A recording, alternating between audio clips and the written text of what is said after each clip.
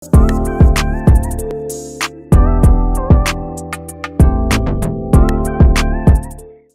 Ahmad Tardiana is senior architect and urban designer at Urban Indonesia.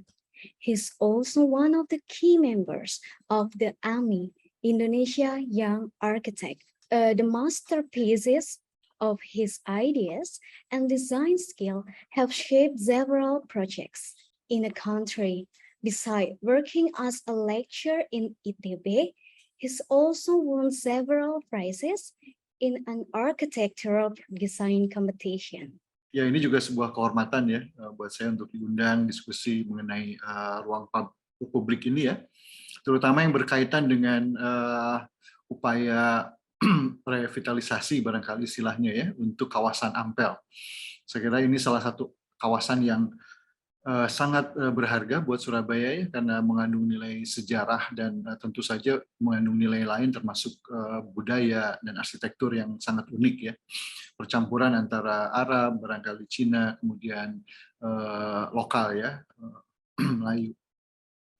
Nah, pada kesempatan ini saya ingin menyampaikan barangkali lebih ke apa ya, lebih ke pengantar umum untuk melihat persoalan-persoalan yang dihadapi oleh ruang publik di dalam peningkatan kualitas kota ya.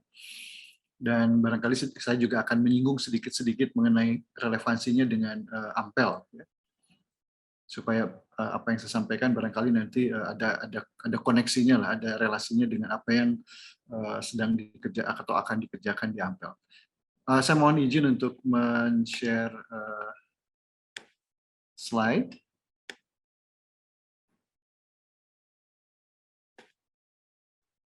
Sudah cukup jelas kah? Sudah terlihat ya, Pak? Sudah terlihat, Pak. Oke, baik. Terima kasih. Sebentar, saya set dulu.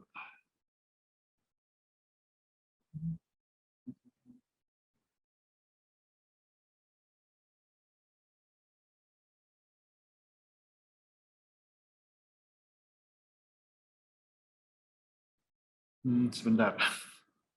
Ini ada sedikit masalah dengan...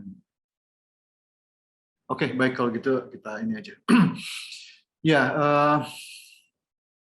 apabila kita bicara tentang ruang publik ya, sebagai salah satu komponen yang paling penting untuk sebuah kota ya, di mana bisa dikatakan atau banyak juga ahli ya, para urban designer, arsitek, urban planner yang mengatakan bahwa kualitas sebuah kota bisa ditunjukkan oleh kualitas ruang-ruang publiknya ya.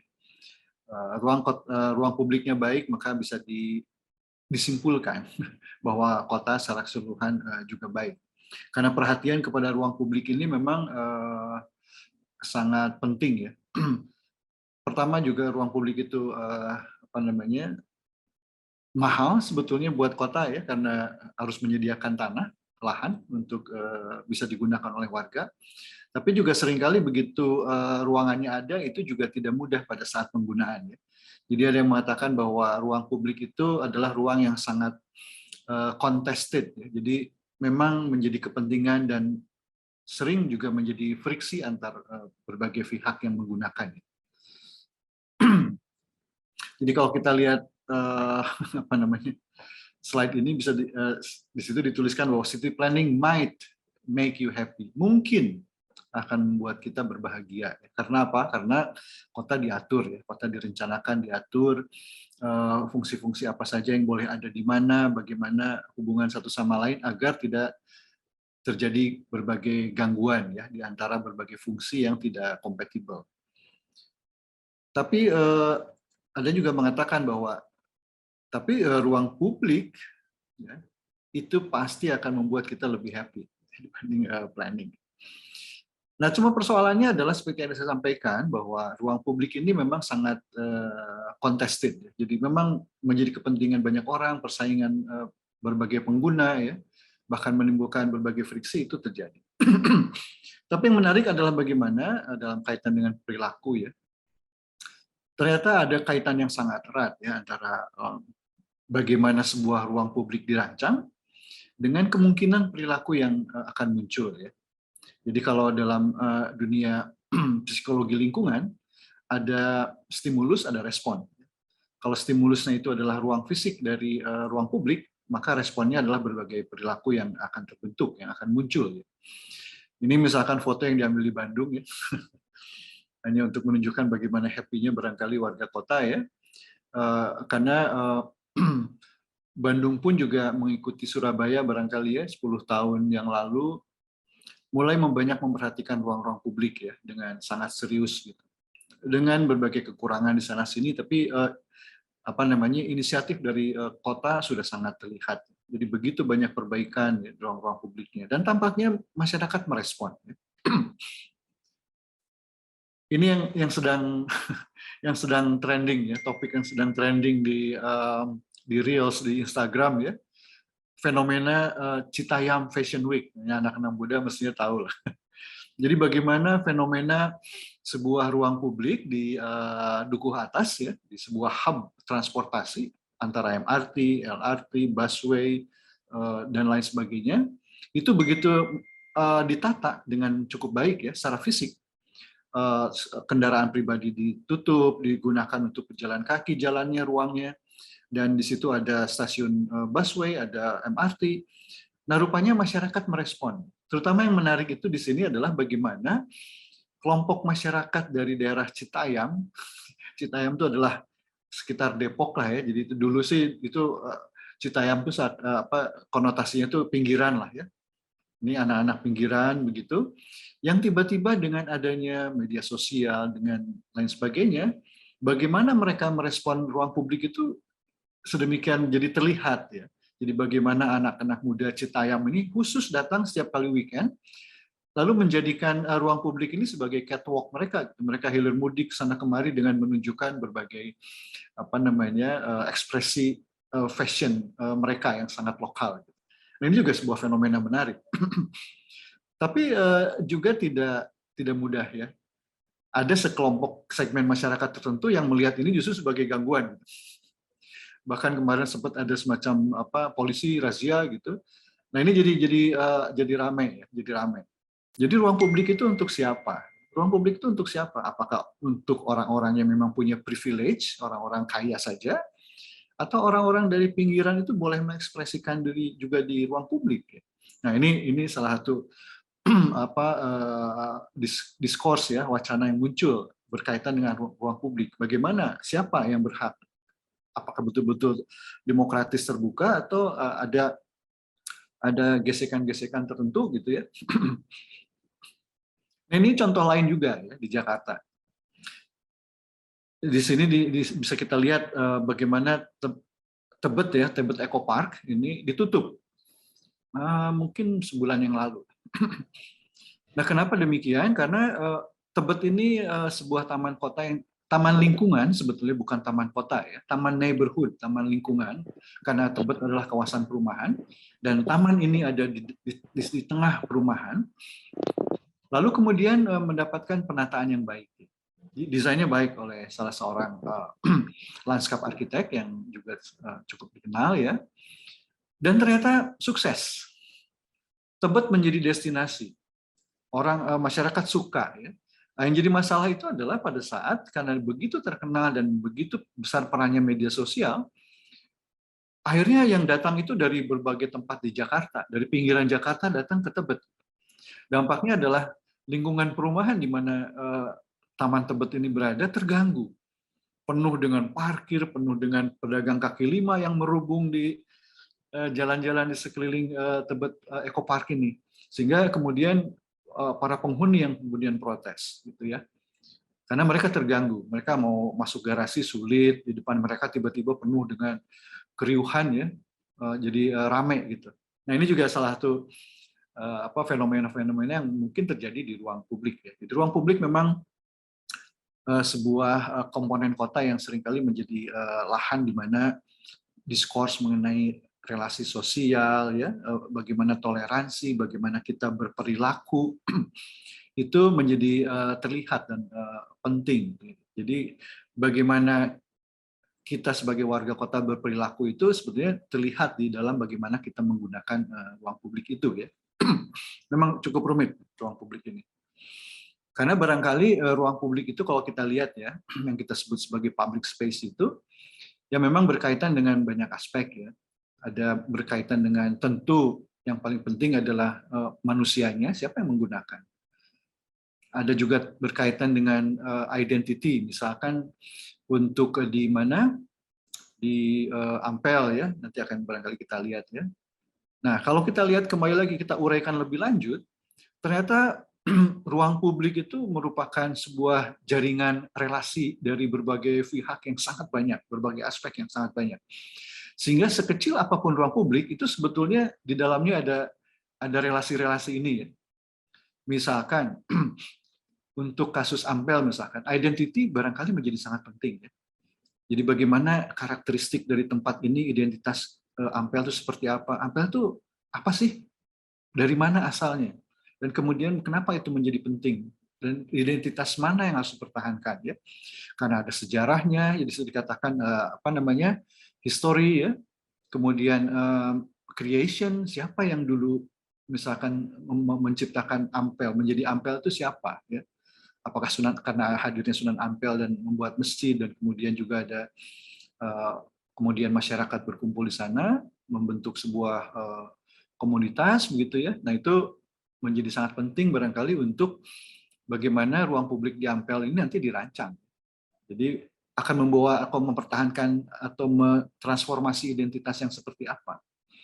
Dan tentu saja ada orang-orangnya, people-nya. Siapa yang menggunakan?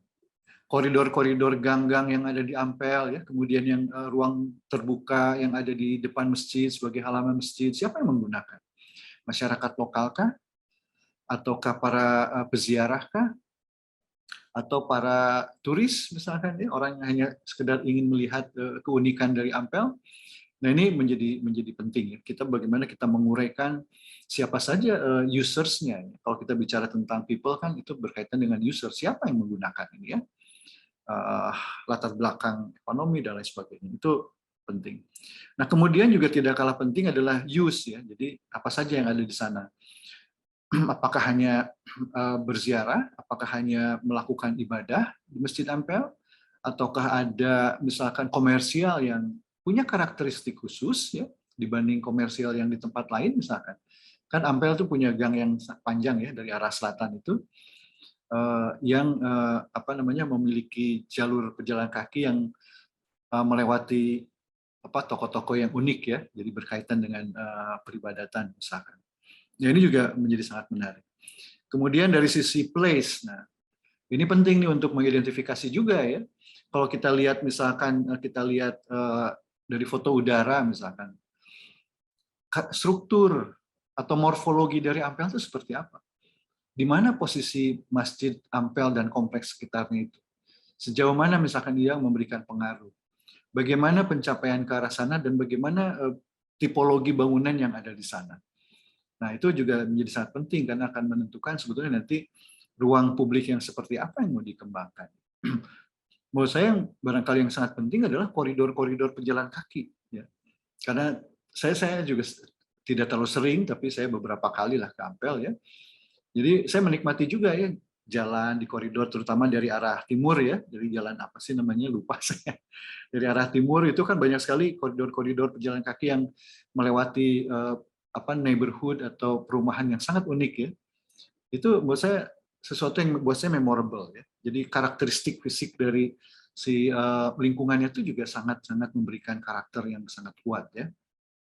Belum lagi misalkan ada tepi sungai di sebelah barat ya, ada Kalimas gitu, yang dulunya sangat aktif, yang mensuplai misalkan barang-barang kebutuhan sehari-hari ke arah pasar pasar apa ya namanya, kan ada pasar ya di situ ya. Nah, itu juga menurut saya jadi menarik ya, bagaimana bangunan pergudangan yang menghadap ke Kalimas ya, itu juga menarik. Sekarang ini sedang banyak sekali upaya-upaya revitalisasi dari pergudangan menjadi sesuatu yang lebih punya nilai ekonomi dan sesuai dengan kebutuhan baru warga ya, kota. Tapi mesti hati-hati karena kembali lagi kita harus memikirkan identitas, memikirkan siapa yang akan menggunakan dan sebagainya. Nah, jadi public space ini memang sekecil apapun dia adalah manifestasi dari relasi yang sangat rumit sebetulnya. Jadi kita harus mengurai satu-satu supaya perilaku yang terjadi oleh masyarakat yang akan menggunakan, mengunjungi, ya, dan menikmati ruang-ruang publik itu sesuai, gitu, ya, sesuai seperti yang direncanakan. Nah, ini betapa pentingnya ruang publik. Nah, berkaitan dengan ruang publik dan manusia, sebetulnya ada upaya-upaya yang disebut sebagai placemaking, ya. Ini mulai populer lah sejak kira-kira mungkin 20 tahun yang lalu. Nah, placemaking ini pada dasarnya adalah upaya menciptakan sebuah tempat, ya, atau kita dalam kasus kita adalah sebuah public space yang sangat memikirkan aspek manusianya. Aspek komunitasnya, dan aspek karakteristik tempat. Nah, ini penting, ya. Karena public space itu tidak netral, ya. Tidak netral. Tapi dia selalu memiliki atau mengandung nilai-nilai tertentu, ya, yang ingin kita pertahankan, kita ciptakan di ruang publik itu. Di Ampel seperti apa? Apakah misalkan untuk koridor di barat yang dulunya berkaitan dengan kegiatan ekonomi, ya, pelayaran, arus barang, bagaimana cara menata ruang publiknya di sana? Apakah akan kembali memperkuat itukah? Ataukah justru ingin menyuntikkan program-program baru, ya? Tapi dengan mempertahankan misalkan fisik yang memberikan karakteristik pada tempat itu. Seperti kalau di Singapura ada Boat Quay, ada Clarke Quay, ya, yang dulunya berkaitan dengan perairan, ya, perairan dan pergudangan.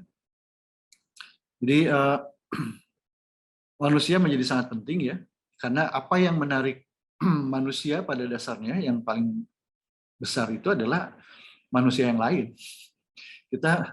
Kita mau datang ke sebuah tempat kalau kosong sepi kita juga males, gitu, ya. Jadi akan saling terjadi tarik menarik. Kalau semakin banyak orang, akan banyak orang yang lain yang akan datang. Nah, tapi itu kembali lagi kalau di luar rencana seperti yang terjadi di Tebet Eco Park, gitu, meluap sekali, ya, tidak terkendali.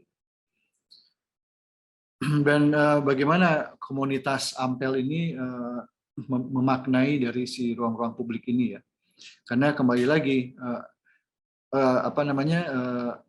it takes a place to create a community, dan sebaliknya, and a community to create a place. Jadi selalu ada dialog yang kuat antara ruang terbuka publik dengan komunitasnya, ya. Kalau komunitasnya tidak merasa memiliki, gitu, nanti ruang publiknya juga tidak akan memberikan makna banyak, ya, buat masyarakatnya. Nah, seringkali itu yang terjadi adalah masyarakatnya tidak mau memelihara, tidak merasa bertanggung jawab, ya, tidak merasa memiliki, dibiarkan saja, kalau rusak tidak ada yang memperhatikan, dan seterusnya.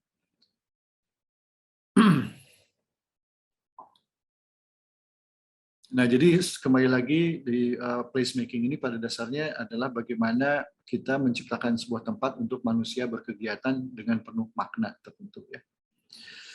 Nah, yang penting juga adalah di sini berkaitan dengan public space adalah cities fail and succeed at the scale of human interaction, kata Ethan Kent. Nah, ini tadi saya kira Bu Serina sudah menyampaikan juga, ya. Jadi bagaimana skala interaksi yang harus dimunculkan. Nah, penggunaan kendaraan, ya, tadi saya lihat sepintas dari fotonya Bu Serina itu persis di ruang terbuka depan Ampel itu penuh dengan parkir. Menurut saya ini agak mengkhawatirkan. Apakah itu betul atau tidak? Nah, ini perlu difikirkan karena kalau mobil masuk interaksi antar manusia tidak ada. Mobil itu seringkali merusak interaksi antar manusia.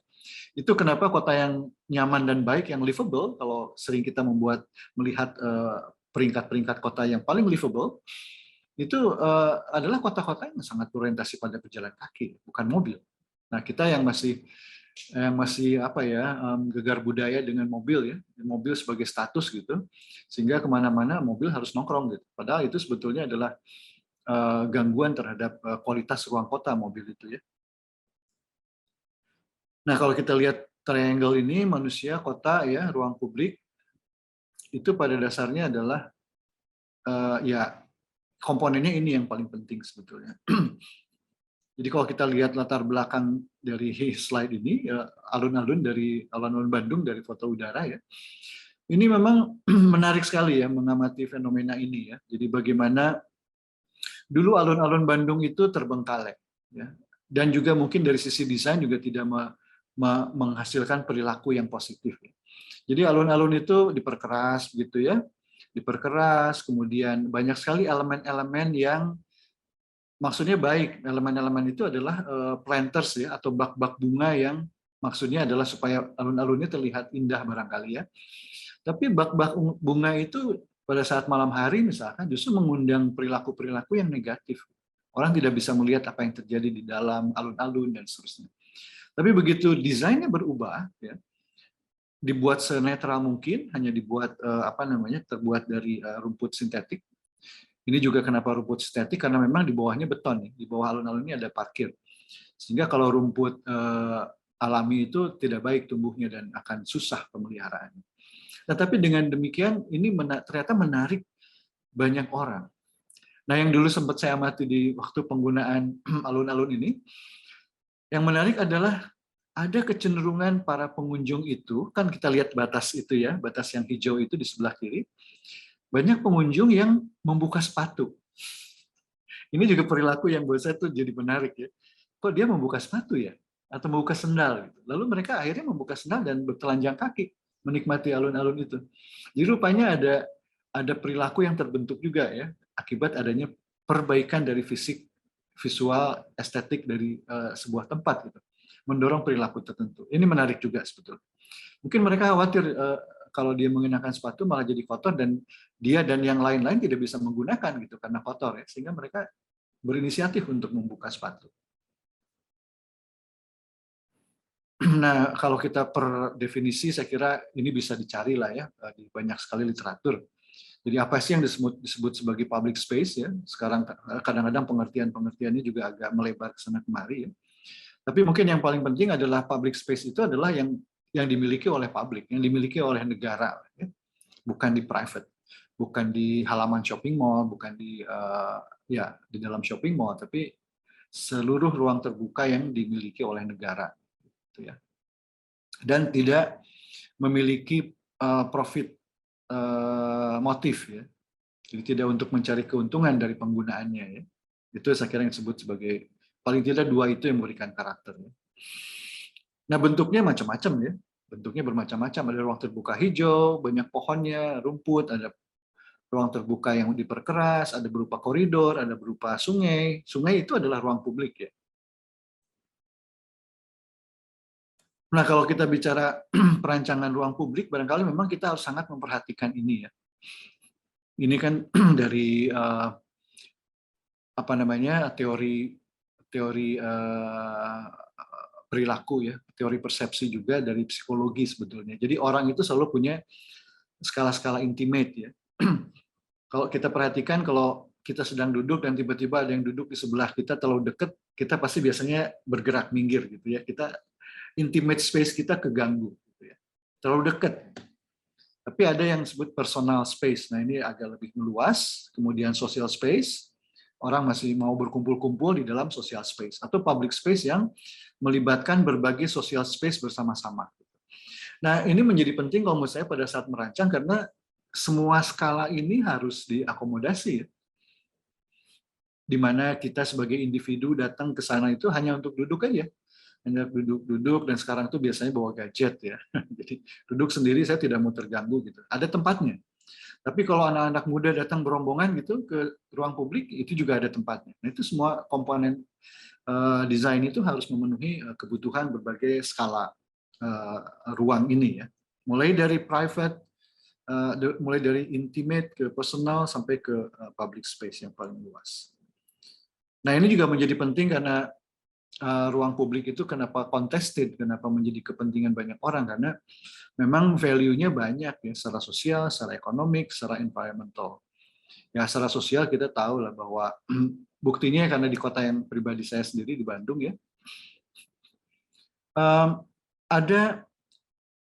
ada perubahan kebanggaan dan sebagainya pada saat mereka melihat kotanya itu memiliki ruang-ruang publik yang baik. Gitu. Ya, mereka share di media sosial, mereka merasa memiliki dan merasa bangga punya ruang-ruang seperti itu ya. dan mereka merasa bisa berinteraksi dengan orang lain. Dan banyak ruang publik memang populer ya, pada saat weekend itu banyak keluarga yang datang membawa keluarga ketemu dengan saudaranya dan temannya dan lain sebagainya. Tapi juga ada economic value ya, bukan langsung dari ruang publiknya, tapi keberadaan ruang publik itu seringkali meningkatkan kualitas dan meningkatkan juga value dari lahan di sekitarnya. Dan tentu saja environmental value ya. Jadi tadi Bu Serina juga sudah mengatakan bahwa kita ini ruang terbuka hijaunya itu kurang ya. Nah, ruang publik itu punya menjadi tempat di mana peluang untuk meningkatkan ruang terbuka hijau menjadi lebih tinggi ya. So what are the issues of urban public space? Nah, jadi isunya apa saja yang perlu kita perhatikan? Nah, ini penting karena public space sebagai indikator sebuah kota yang punya kualitas hidup yang baik itu menentukan. Ya. Jadi ini yang harus jadi concern kita juga. Surabaya saya kira sudah jauh lebih baik ya, mungkin dibanding Jakarta bahkan ya, dari sisi pengadaan public space-nya. Nah ini penting karena itu ya. Jadi bagaimana public space itu adalah indikator yang menentukan bagaimana kualitas sebuah kota. Tadi seperti saya sampaikan di depan bahwa ruang publiknya jelek ya pasti kotanya kemungkinan besar itu akan jelek. Tidak livable. Nah permasalahan urban space itu banyak sekali ya. Ada yang di levelnya planning, ada di levelnya ekonomik, di levelnya pemerintah, kemudian juga desain standar ya. Nah barangkali untuk para arsitek yang mungkin atau urban designer yang menjadi peserta webinar ini, ya desain standar ini menjadi penting. Ya. Dan tentu saja ada masalah perilaku warga kota yang saya coba highlight warna biru itu ya. Jadi banyak sekali isu yang berkaitan dengan ruang publik. Yang intinya pada dasarnya ada social issues dan aesthetical issues ya. Nah ini menjadi penting karena paradigma perkotaan kita sekarang kan masih begini ya. Ini yang juga patut disayangkan sebetulnya. Kota-kota kita tuh masih sangat berorientasi kepada kendaraan pribadi ya. Dan semua infrastruktur yang melayani kendaraan pribadi. Seperti Jakarta, Surabaya sudah mulai ya.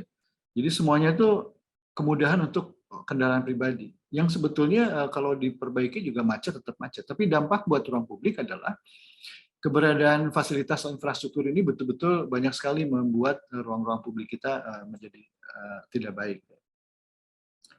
Kemudian juga modernisasi kota dalam kecepatan yang tinggi. Banyak yang mengatakan misalkan contohnya Dubai ya. Dubai itu kota yang luar biasa gitu, tumbuh pesat, arsitekturnya luar biasa. Tapi banyak yang mengatakan bahwa Dubai itu tidak nyaman juga ya. Karena ya selain panas ya. Tapi ruang-ruang in between, ruang publik di antara bangunan itu juga tidak terlalu nyaman ya, di sana.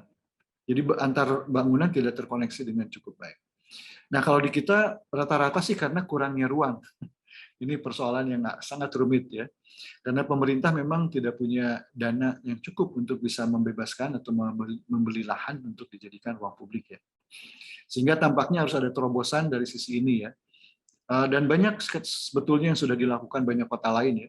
Bagaimana kekurangan ruang publik perkotaan itu bisa dikompensasi dengan berbagai terobosan desain sebetulnya.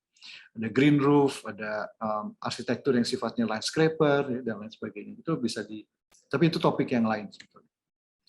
Dan juga privatisasi ruang publik kota ya. Jadi orang kenapa suka ke mall, misalkan ibu-ibu gitu ya.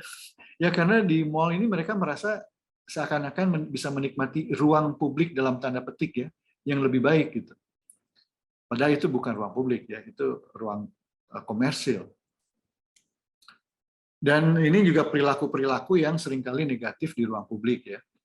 Ini saya kira terjadi di mana saja ya. Seringkali jadi dilema buat para penyedia jalur pejalan kaki misalkan. Udah disediakan jalan trotoar yang lebar, malah digunakan untuk pesepeda motor misalkan yang semena-mena menaiki trotoar. Sehingga banyak sekali upaya untuk menahan bagaimana mereka tidak lewat, tapi itu juga malah ikut mengganggu jalur pejalan kaki. Tidak hanya sepeda motor, tapi juga di mana-mana juga saya kira ini ya. Sudah dibuat lebar dan baik, ada perilaku-perilaku pedagang misalkan yang seperti ini ya. yang melihat bahwa ini adalah ruang yang lebar ini jadi kesempatan untuk berdagang gitu ya. Bahkan jalur untuk difabel dengan semena-mena ditutup gitu. Mereka tidak tahu artinya apa itu. Nah, ini berbagai perilaku yang harus terus-menerus ya dibicarakan dan diselesaikan gitu ya. Karena kalau tidak ya akan selalu begitu. Penggunaan pribadi buat jemuran dan sebagainya. Dan juga standar ya, desain standar yang masih di banyak tempat kalau saya perhatikan, kalau saya berkunjung ke banyak kota, itu masih standar-standar buat difabel itu masih kurang memadai ya. Bahkan untuk yang sehat pun juga seringkali trotoarnya terlalu tinggi ya, sebagai ruang trotoar, sebagai ruang publik itu tidak juga memenuhi standar-standar yang cukup baik. Bahkan kadang-kadang membingungkan juga nih pemerintah ini ya. Katanya menyediakan trotoar buat pejalan kaki, tapi malah membuat penghalang buat itu gitu ya. Ini jadi konflik gitu. Ini sebetulnya mengerti nggak sih pemerintah ini?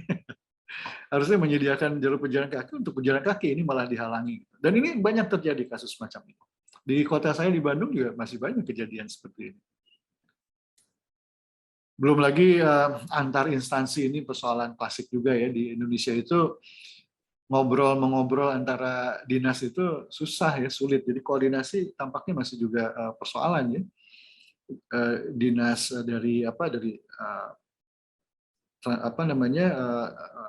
transportasi dengan dinas pertamanan kadang-kadang tidak ngobrol dan sebagainya, sehingga terjadi seperti ini. Itu sering. Bahkan banyak juga ruang-ruang yang akhirnya tercipta tidak jelas ya. Ini ruang publik yang saya pernah membahas kasus topik lain ya, alternatif ruang publik gitu. Nah, ini salah satu yang kemungkinan bisa diintervensi sebetulnya menjadi ruang publik ya. Dan tentu saja pemeliharaan ya. Ini buat kota-kota kita yang memang tidak punya dana yang cukup untuk pemeliharaan, ini masalah klasik juga. Sebaiknya para arsitek, perancang itu juga memikirkan betul ya, material apa, desainnya seperti apa, agar tidak merepotkan pemerintah dari sisi pemeliharaan. Jadi harus bahannya, materialnya durable ya. Kami juga di Bandung melakukan banyak kesalahan dengan membuat jalur trotoar itu menggunakan andesit ya. Jadi tile andesit, semacam ubin andesit. Wah, itu cepat sekali rusak ya. Jadi tampaknya beton cor itu yang paling baik. Apakah itu mau dibuat patterns, mau dibuat pola tertentu.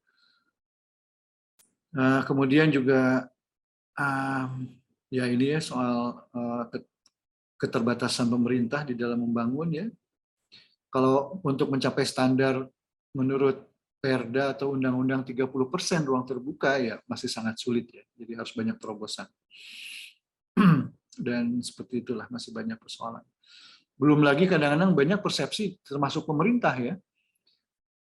Karena pemerintah mendapatkan PAD dari pajak dan pajak itu dari pembangunan, biasanya yang paling besar, seringkali ruang terbuka hijau di ruang publik itu dikorbankan. Banyak kasus di mana ruang terbuka publik itu malah dibangun dan diizinkan oleh pemerintah misalkan. Itu juga persoalan. Jadi why is urban public space so important adalah karena ya pertama memang ruang publik itu sedikit ya. Di banyak kota dimanapun di Jepang, ini foto ini di Jepang. Jepang pun sama mengalami defisit untuk ruang terbuka publik ya, terutama ruang terbuka hijau. Tapi di sisi lain juga sebenarnya ruang publik itu adalah juga tools for branding.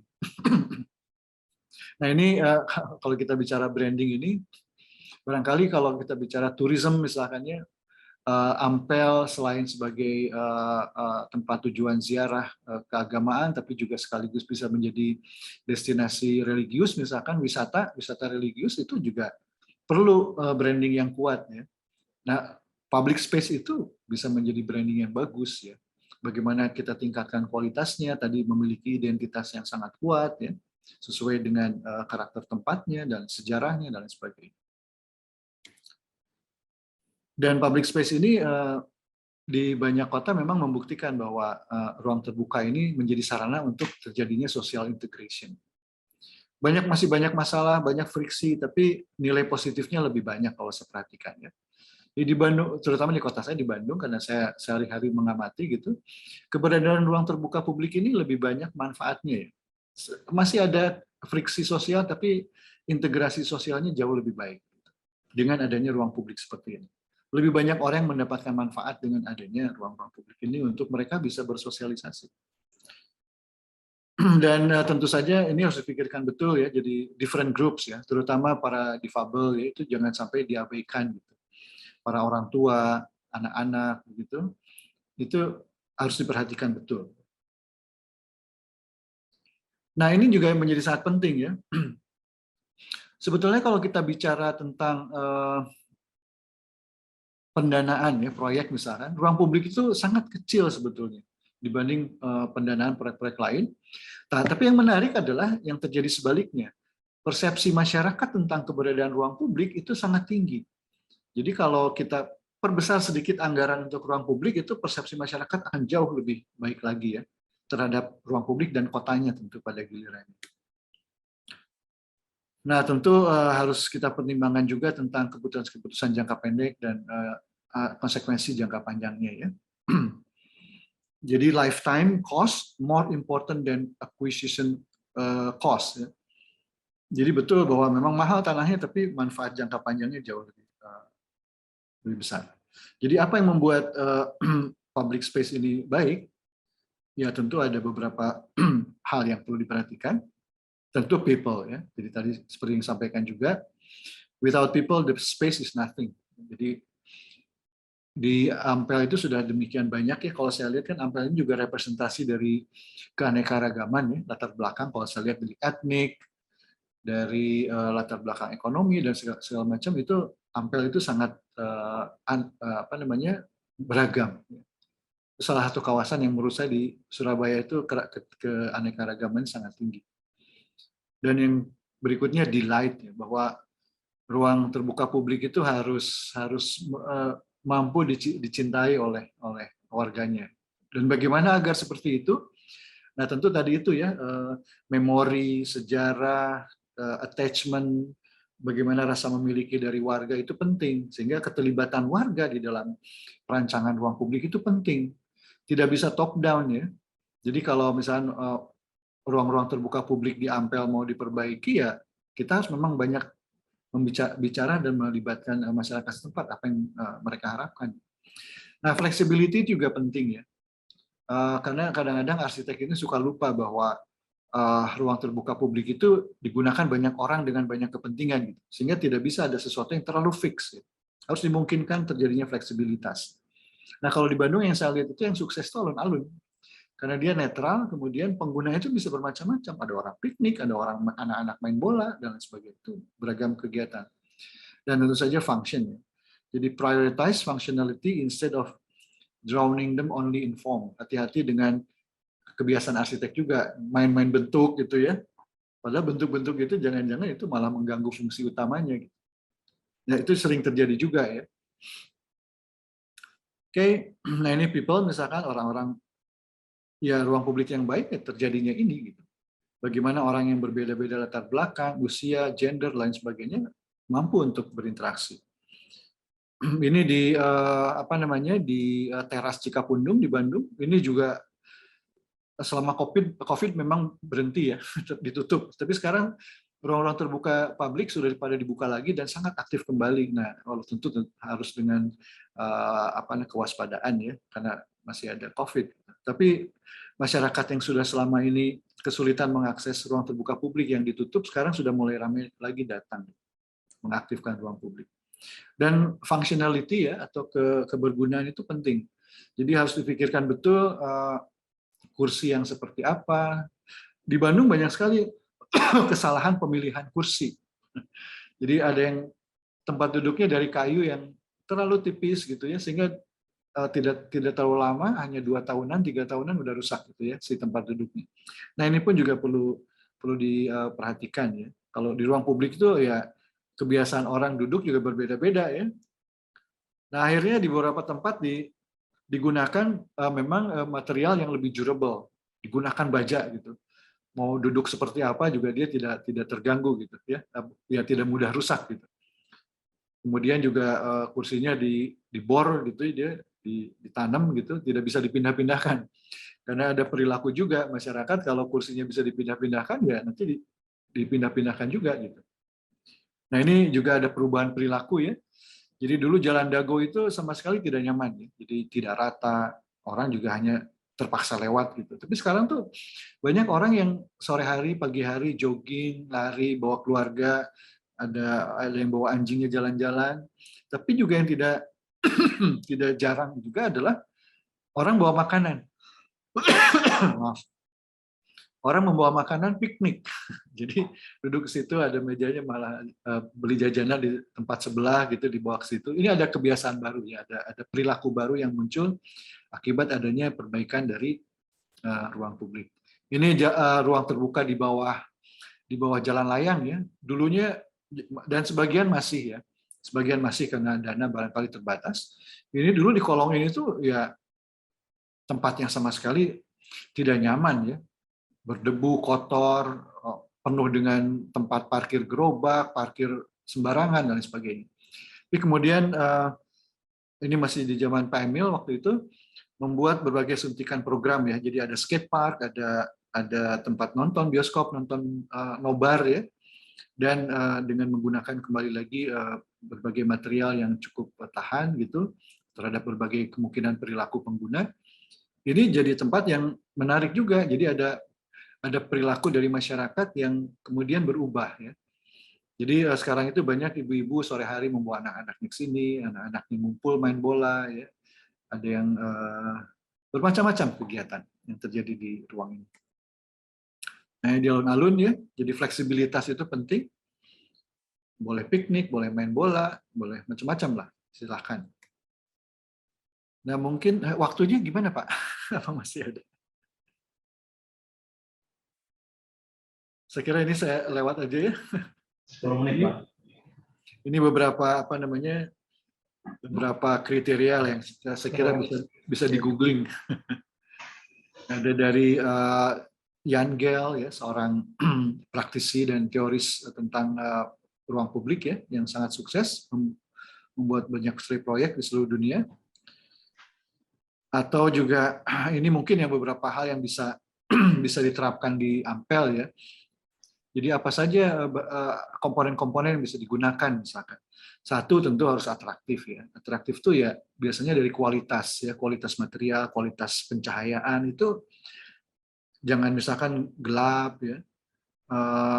Materialnya tidak nyaman diduduki, secara visual tidak menarik ya, kurang elemen. Panas misalkan tidak ada peneduh, itu juga tidak atraktif.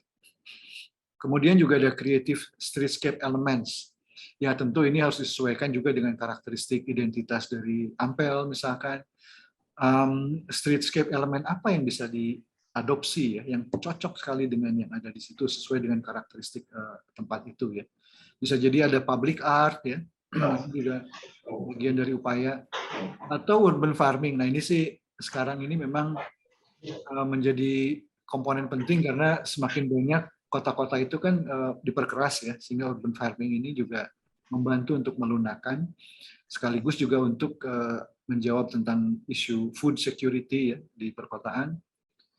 Interaction dan sensori, nah ini juga visual sensori juga penting ya, jadi bagaimana elemen-elemen visualnya, creative programming, apa saja yang bisa dikerjakan di sana, program-programnya apa, dan seterusnya. Jadi saya kira ini beberapa kemungkinan. Ini contoh-contohnya saja. Baik, saya kira mungkin itu dulu ya yang bisa saya sampaikan akan supaya lebih banyak untuk diskusinya. Saya kembalikan ke Pak Andi ya sebagai moderator. Dulu ya Pak Andi ya. Terima kasih. Ya, terima kasih Pak. Dan sudah kita masih punya waktu kurang lebih sekitar 8 menit. Oh boleh kalau gitu boleh saya tunjukkan beberapa kasus Pak? Oh monggo silakan Pak. Ya ini kami hanya share saja sedikit proyek-proyek yang berkaitan dengan public space yang kami kerjakan ya. Ada yang proposal tidak jadi proyek, ada juga yang sudah lama jadi. Nah ini misalkan contoh, kami pernah mengajukan proposal ke pemerintah Kediri waktu itu, tapi tidak jadi proyek. Karena memang menarik sebetulnya. Jadi Kediri punya namanya, kalau bahasa Inggrisnya embankment itu apa ya? Ada dataran pasang surut lah, yang kemudian semakin naik ya karena tertimbun gitu. Ada pendangkalan. Nah itu cukup panjang ya. Jadi ruang terbukanya jadi sangat panjang, dan ini menarik sebetulnya sebagai peluang untuk dikembangkan sebagai public space berupa riverfront gitu ya, yang bisa diakses oleh seluruh warga kota. Nah, kami waktu itu sempat survei dan mengidentifikasi sebetulnya kemungkinan program apa yang bisa dikembangkan di sana ya. Karakteristik seperti apa, kegiatan seperti apa yang bisa ditawarkan kepada pemerintah kota begitu. Dan kami lihat kira-kira karakteristik yang ada di sekitar sungai ini seperti apa, kegiatan dan sebagainya. Ini jembatan yang menjadi pembatas. Nah, kemudian kita coba tawarkan bahwa di sini bisa dikembangkan untuk satu sport ya, jadi ada untuk jogging, untuk orang jalan kaki ya, untuk orang tua yang biasanya perlu sarana untuk jalan kaki dengan nyaman. Kemudian ada kegiatan F&B ya, karena kalau kegiatan tanpa F&B biasanya tidak diminati. Kemudian ada youth activity yang aktif ya, jadi kegiatan yang sangat aktif dari para remaja gitu, ada skateboard, ada BMX, jungle gym, dan seterusnya. Nah, itu yang kami tawarkan setelah kami melihat karakteristik site-nya, kemudian kemungkinan potensi yang bisa dikembangkan. Nah, akhirnya kita buat penzoningan begitu, kira-kira apa saja yang bisa ditawarkan di sana. Nah, ini ada jembatan yang sebelah kiri itu sudah tidak terlalu banyak diaktifkan karena sudah ada jembatan baru gitu, sehingga kami mengusulkan itu menjadi ruang publik yang berorientasi kepada F&B gitu. Jadi kalau malam hari itu jadi ramai, sekarang itu malam hari di sini gelap, sehingga menarik bisa menikmati sungai ya dari atas ruang publik ini. Nah, ini berbagai kegiatan olahraga untuk masyarakat. Dan tentu saja berbagai latar belakang sosial dan ini ya, umur juga ya. Jadi anak-anak bisa juga cukup friendly ya di sana untuk main bola dan lain sebagainya. Nah, ini berbagai kemungkinan kegiatan yang bisa. Nah, ini yang dulu kami usulkan, ini proyek lama sekali, ini tahun 2011 ya, tahun 2011 kami mencoba menawarkan ini kepada pemerintah Kota Bandung, bagaimana si ruang-ruang terlantar di bawah di kolong jalan layang Paspati ini bisa dikembangkan. Sehingga kita coba berbagai, karena ini panjang sekali sekitar 800 meter gitu, sehingga kita coba buat segmen-segmen ya. Jadi dengan berbagai karakteristik kegiatan. Ada skateboard, ada yang tadi skateboard sudah dibangun, kemudian tadi yang taman film juga sudah dibangun, kemudian ada lapangan futsal. Nah, baru sampai sana yang sisanya belum ada pengembangan baru. Ini yang awal, sekarang sudah berubah ya. Ini yang kami usulkan, ruang-ruang publik berbagai kegiatan, dan kita sesuaikan dengan karakteristik lingkungan di sana ya, yang memang ada di bawah jalan layang itu. Nah, ini proyek menarik juga sebetulnya. Seperti tadi disampaikan bahwa kalau kita bicara ruang publik, seakan-akan di kota itu daerah yang di ruang kota yang mahal begitu ya. Tapi sebetulnya banyak sekali seperti di Bandung ini ada sebuah lingkungan neighborhood ya, yang sudah tua sebetulnya, yang sangat padat ya. Kemudian berkembang sangat padat, dan kawasan itu daerah ini terkenal karena kriminalnya. Jadi banyak sekali para jagoan yang berasal dari daerah ini gitu. Orang takutlah kalau lewat-lewat ke kampung ini ya. Tapi kemudian ada seorang pengacara yang selalu membantu mereka kalau mereka menghadapi persoalan hukum ya, karena mereka sering sekali berkelahi lah, merampok dan sebagainya ya. Nah, tapi kemudian mereka pada akhirnya merasa perlu ada kegiatan nih supaya kita nggak gini terus gitu. Nah, kemudian kami bekerja sama dengan sebuah perusahaan besar yang mendonasikan, mewakafkan tanahnya sekitar 100 meter di sini. Nah, itu dijadikan titik tolak untuk memperbaiki bagian-bagian kampung ini yang lain. Jadi kampung ini juga selalu kena banjir, karena dilewati sungai selalu kena banjir. Nah, setiap saat selalu kebanjiran. Nah, oleh karena itu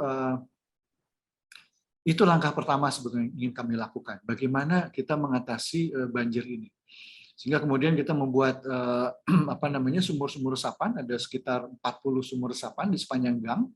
Jadi di gang itu kita buat sumur-sumur resapan, dan ternyata berfungsi cukup baik. Jadi kalau selama ini mereka mengatakan bahwa gang ini sebagai ruang publik itu selalu, kalau hujan deras itu bisa sehari full orang lewat jalan gang atau gang tergenang ini. Tapi setelah adanya sumur resapan itu 2 jam sudah bisa hilang. Nah kemudian ini betul-betul partisipasi dengan warga ya, karena sebetulnya yang bekerja dan yang membangun itu warga sendiri gitu. Membersihkan tanah ini ya, rame-rame membersihkan tanah, kemudian kita mulai membangun ini ya, karena persoalannya lingkungan sebetulnya. Mereka selalu kebanjiran, sehingga ini diselesaikan terlebih dahulu, jadi ruang publiknya supaya bisa nyaman digunakan ya, persoalan utamanya kita selesaikan. Nah ini mereka sendiri yang bekerja begitu, dan mereka sangat bangga pada akhirnya dengan memiliki tempat ini. Dan sebetulnya warga di sini tuh punya banyak sekali kegiatan masyarakat, kesenian dan sebagainya ya. Mereka punya kelompok pencak silat ya, kemudian ada penari-penari anak kecil. Nah, itu kemudian menggunakan ruang ini untuk menunjukkan ekspresi mereka ya, tentang kemampuan mereka lah dalam berkebudayaan gitu. Sebagian itu dibuat untuk tanaman urban farming yang digunakan oleh ibu-ibu di lingkungan itu. Nah ini yang kegiatan pada saat pembangunan, mereka selalu saling bekerja sama, para pekerja dibikinkan makanan oleh ibu-ibu. Ini betul-betul partisipatori ya. Nah ini tim dari kami mensosialisasikan fasilitas ruang bangunan komunitasnya ya. Jadi ada 2 lantai terbuat dari bambu gitu, kemudian kita diskusi. Dan kita tidak bisa membuat gambar kerja ya. Jadi yang kita buat itu adalah maket. Karena masyarakat tidak mampu membaca gambar. Kita buat maket lalu mereka lebih mengerti. Sehingga kemudian berdasarkan maket ini kita membangun. Seperti itulah. Nah ternyata ya digunakan ruang publik ini ya. Mereka sangat merasa memiliki karena barangkali tadi itu ya, mereka terlibat, kemudian mereka merasakan manfaatnya pada akhirnya, dan kemudian mereka memelihara. Nah, yang bambu ini setelah 8 tahun rusak, karena memang ini tidak direncanakan untuk selamanya. Sekarang sudah diganti dengan struktur baja ya, si community center-nya ini. Sayang saya tidak ada fotonya. Nah, kemudian ini merembet. Jadi setelah melihat di tetangga sebelahnya sukses, kemudian masyarakat di RW sebelahnya meminta juga gitu ya, untuk membuatkan, walaupun kecil karena memang ini kampung padat, tapi kemudian kita berhasil membuat satu ruang publik yang lain untuk masyarakat setempat ya. Di sini kita lihat pada saat peresmian mereka mengadakan acara pencak silat. Yang terakhir barangkali ini Pak, ya ini Babakan Siliwangi, ini salah satu hutan kota yang tersisa di Kota Bandung. Yang awalnya sudah ada proposal dari developer lokal untuk membuat apartemen. Kemudian masyarakat kota bergerak gitu. Karena ini sudah tinggal sedikit gitu ruang terbuka hijau ini ya. Tapi untungnya kemudian waktu itu Pak Emil sudah jadi wali kota dan membantu gerakan ini ya. Kemudian akhirnya hutan kota Babakan Siliwangi ini bisa dipertahankan dan ditingkatkan kualitasnya. Nah, yang sebelah kanan itu yang bentuknya seperti tapal kuda ya, itu di sebelah utaranya ITB, persis kampus kami. Nah, setelah mereka demo dan segala macam, akhirnya masyarakat ya bergerak di berbagai pihak ya, berbagai stakeholders, anak-anak, kemudian mereka mulai menggambar kira-kira menurut mereka harusnya seperti apa, mereka inginnya seperti apa. Akhirnya ada semacam sayembara waktu itu. Jadi pesertanya banyak ya, dari Jogja, Bali, Makassar, Bogor, Jakarta. Akhirnya kemudian bisa diwujudkan ya, bisa diwujudkan. Dan ini sekarang setelah dibuka, setelah COVID sudah dibuka dan kembali lagi ramai. Jadi jembatan hutan kota ini kembali lagi ramai dan mulai banyak sekali event yang mengambil tempat. Barangkali itu Pak Moderator, Pak Andi. Terima kasih.